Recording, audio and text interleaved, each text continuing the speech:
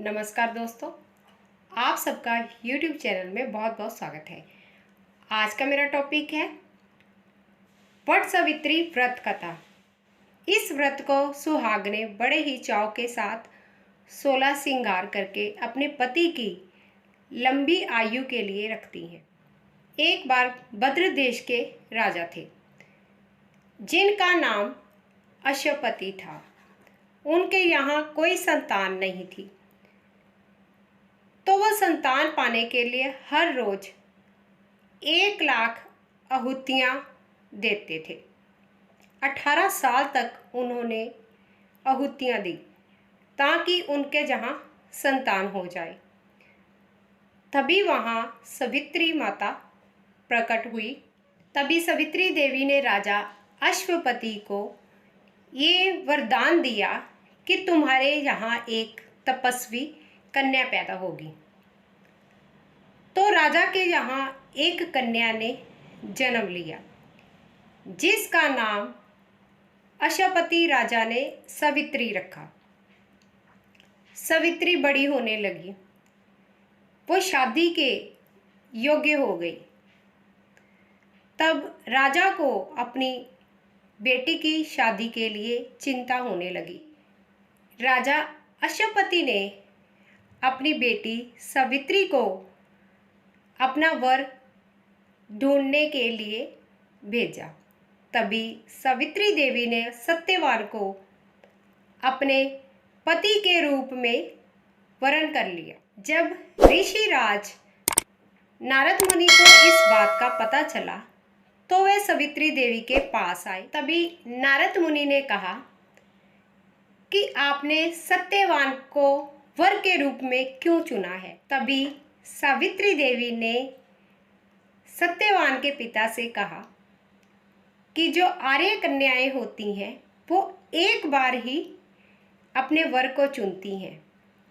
इसी तरह से ही जो राजा होता है वो भी एक बार आदेश देता है, और जो पंडित होता है वो एक बार ही प्रतिज्ञा करता है। इसी तरह से कन्यादान भी एक बार ही होता है। इसलिए मैंने भी अपने वर को अब चुन लिया है।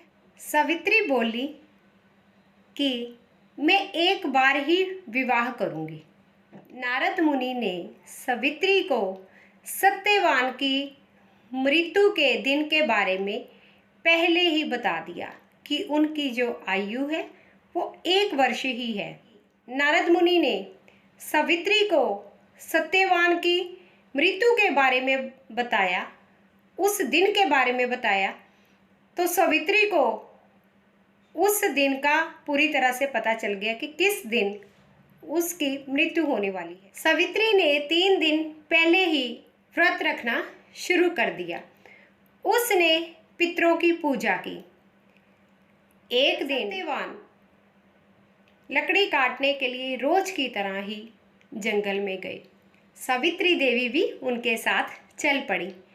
जैसे ही सत्यवान लकड़ी काटने के लिए पेड़ पर चढ़े, उनके सिर में जोर से दर्द होने लगा। तभी सावित्री समझ गई। उसने अपने पति के सिर को अपनी गोद में रख लिया। तभी वहाँ यमराज आ गए। वो यमराज के पीछे चलने लगी। यमराज ने सावित्री को वापस जाने के लिए बोला, लेकिन सावित्री देवी ने पीछे नहीं जाना चाहा। तभी यमराज ने सावित्री को वर मांगने के लिए बोला। सावित्री ने कहा कि मेरे सास ससुर को अंतर्दृष्टि दे दीजिए।